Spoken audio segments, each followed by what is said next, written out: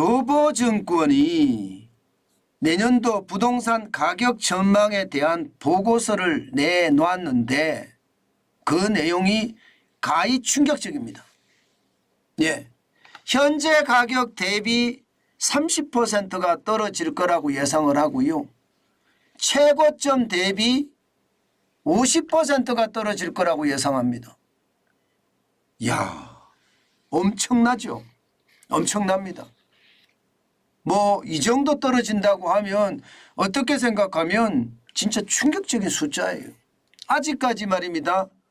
예, 내년 부동산 가격이 30%, 50% 이런 이야기는 처음 나왔습니다.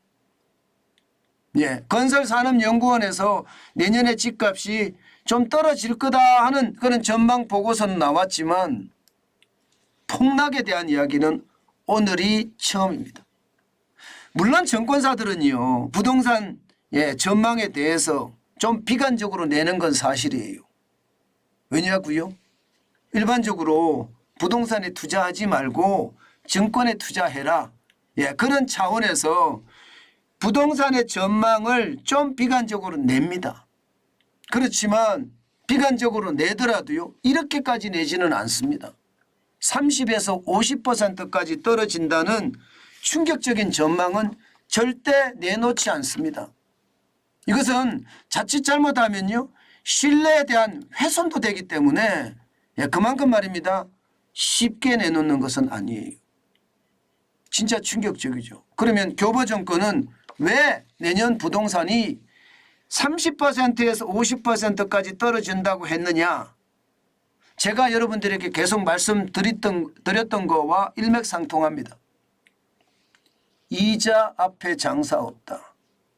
기준금리가 굉장히 급격하게 올라갔다. 2021년 8월 24일 날 0.25% 금리를 올리기 시작하더니요, 2023년 1월까지 1년 하고 말입니다. 5개월 만에 장장 3%라는 기준금리를 올렸다. 이 3%라는 기준금리를 올린 것이 이제 피부에 와닿을 거다. 본격적으로 와닿는 것은 내년에 가면 이 금리가 모든 집을 사는 사람에게는 충격이 되고 영끌에서 빌린 사람들에게는 이자 폭탄이 된다. 그게 집값을 끌어내리는 핵심 요인이다. 이렇게 이야기합니다. 실제로 말입니다. 주택담보대출 금리 지금도 계속 올라가고 있습니다. 오늘부터 적용되나요? 어제부터 적용됐죠. 주택담보대출 변동금리가 보니까요, 코픽스가 계속 올라가니까 은행들이 자금 조달 비용이 굉장히 올라가니까 주택담보대출 변동금리도 올라가고 있습니다. 국민은행은 하단이 4.73%고요. 상단이 6.13%입니다. 우리은행은 하단이 5.09%고요. 상단이 6.29%입니다. 신용도에 따라 다 다르겠죠. 그러나 하단이 거의 5%에 육박하든가 아니면 5%를 넘는다는 사실이에요.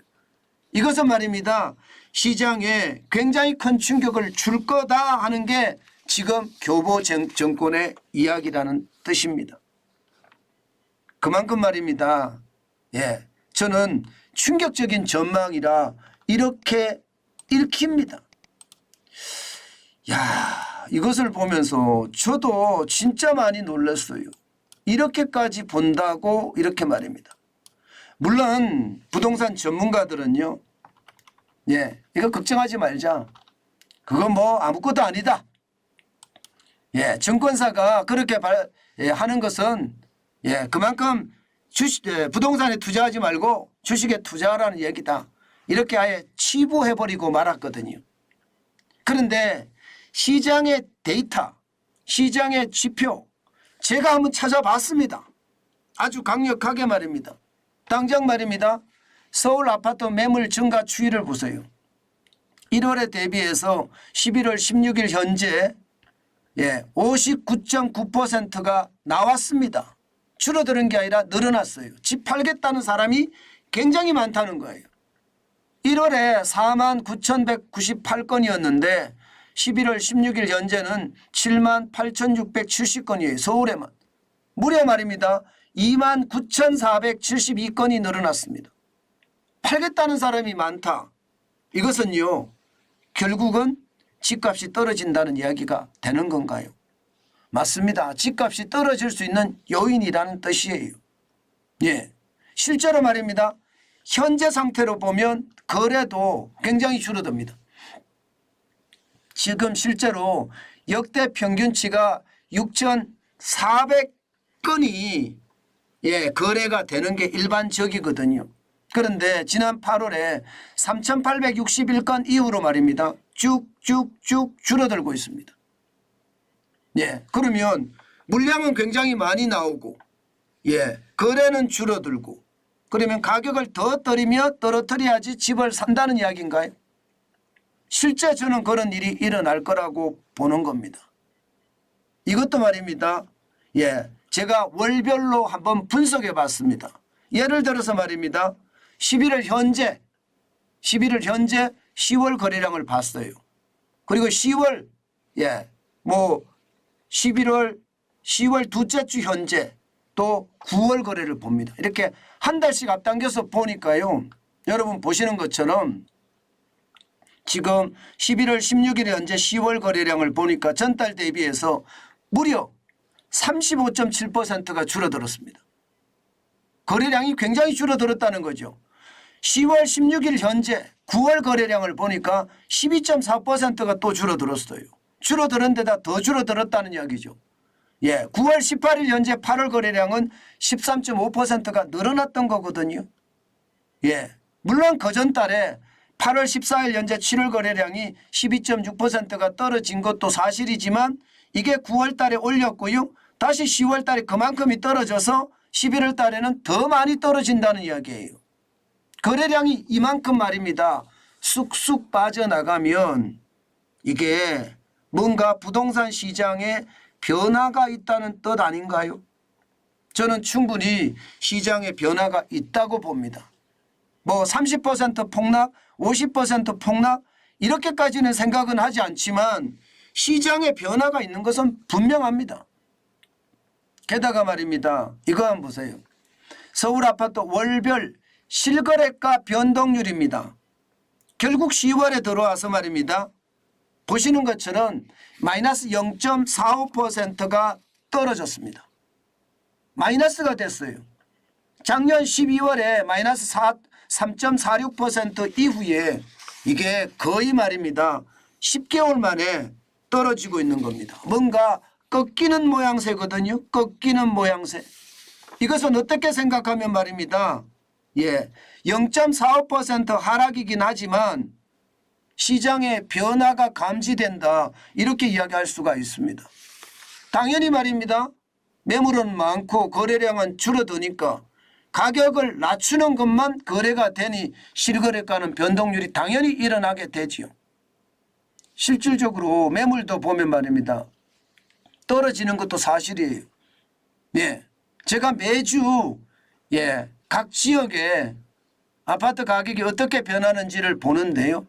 이것은요 서울 강동구의 고덕 아래태원입니다. 이게 고덕 아래태원 자체가 이 근처의 랜드마크라고도 이야기할 수 있거든요.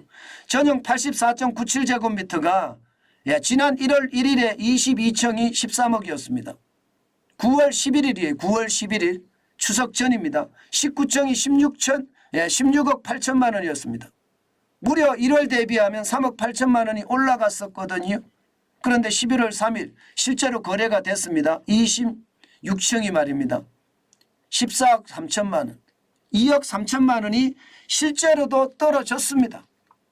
지금 이렇게 떨어지는 곳이 말입니다. 지금 노도강이라고 해서 노원구나 도봉구나 강북구에서 이런 일이 일어나기도 하고요. 현재 이것이 말입니다. 좀 확장돼서 구로구까지도 확장이 됐다고 하거든요. 그런데 지금 강남 4구 중에 하나인 강동구에서도 지금 이런 일이 벌어졌다는 것은요. 시장에 변화가 있다는 그런 뜻으로 확실하게 해석하면 됩니다. 지금 제가 있는 곳이 송파구입니다. 송파구의 대장주라고 이야기하면 헬리오시티입니다. 헬리오시티 84제곱미터가 지난 12일에 20억에 거래가 됐거든요. 지난달만 하더라도 거래가가 21억 3천만 원이었습니다. 굉장히 많이 올라갔었어요. 그런데 분명히 떨어져서 거래가 되고 있는 것도 사실입니다. 이런 것을 보면 말입니다. 분위기가 바뀐다, 분위기가 반전된다는 확실하게 느껴질 수 있는 거고요. 여기에다가 말입니다. 주간 단위로도 보면 뭔가 변화의 움직임이 있습니다. 서울 아파트 매매가 변동률 추이를 보면요. 10월 13일 현재입니다. 0.05% 올라가는 데 그쳤습니다. 전주도 0.05%거든요. 지난 8월 21일 0.14% 이후로 계속 우하향을 하고 있다는 것 지금 느껴지시죠? 뭔가 급하지는 않지만 작게 자꾸 변하고 있다는 것 눈에 보인다 이렇게 보이고요. 수도권도 마찬가지입니다. 수도권은요 10월 13일 현재 0.03입니다. 22주 연속 상승을 했다고는 하지만 이게 0.03이에요. 지난주에 0.04보다 오히려 떨어졌습니다. 지난 9월 18일에 0.17 고점을 찍더니 그때부터 우하향 곡선을 그리고 있습니다. 마찬가지로 전국 아파트 값은 0.02까지 빠졌습니다. 이대로 가면 14주 연속 상승이다가 이제 0%가 아니라 마이너스도 나올 판입니다. 마이너스도. 지금 보시는 것처럼 충분히 그렇게 보이죠. 지난 9월 18일에 전국 아파트 매매가 변동률 핵심은요 0.10이었습니다. 이게 고점을 유지하고 나서부터는 계속 빠지고 있다는 이야기예요. 이것을 보면 말입니다. 시장 전체적으로는 뭔가 변동의 흐름이 있다 이렇게 읽혀지죠. 실제로도 그렇게 읽을 수가 있습니다. 지표들이 전부 다 그런 지표를 가리키니까. 물론 말입니다. 교보 정권이 이야기하는 대로 현재 가격 대비 30%가 떨어진다 이렇게는 생각하지 않습니다. 게다가 고점 대비해서 50%까지 떨어진다 이렇게까지 생각은 하지 않지만 분명히 변화의 조짐은 있다는 것은 분명합니다. 어떤 분들은요 이거 다 가짜야 이거 잘못한 거야 이렇게 이야기하시는 분들도 있어요. 왜냐 하면 말입니다. 아니 전셋값 봐라. 전셋값 지금 고공행진하지 않느냐. 지난주 11월 6일 날 0.21까지 올라가면서 전셋값이 엄청 올라가는데 당신 지금 무슨 소리 하는 거야 이렇게 이야기하시는 분들도 계실 겁니다. 10월 13일 현재도 0.19거든요. 26주 연속 상승을 하고 있는 상태고요. 그런데 이 부분도 말입니다. 전셋값이 올라가면 집값이 올라간다는 일반적인 등식이 성립되는 것도 사실이에요. 그러나 집값이 떨어진다고 생각을 하면서 전세로 일단 옮겨서 기다려보자도 생각을 해봐야 됩니다. 이 두 가지가 양립이 되어 있기 때문에 시장을 단순하게 말입니다. 전세값이 올라가니까 집값이 곧 올라갈 거야 이렇게 생각하는 건 무리라는 뜻이죠. 저는 여기에다가 말입니다. 늘 말씀을 드리는 착공이 굉장히 줄어들어서 문제다. 인허가가 너무나 줄어들어서 내년 집값 많이 올라간다. 이렇게들 계속 이야기를 하시거든요. 물론 그 이야기가 맞는 말이에요. 그런데 정부의 주택 공급에 대한 신호 지금 계속 나오고 있거든요. 계속.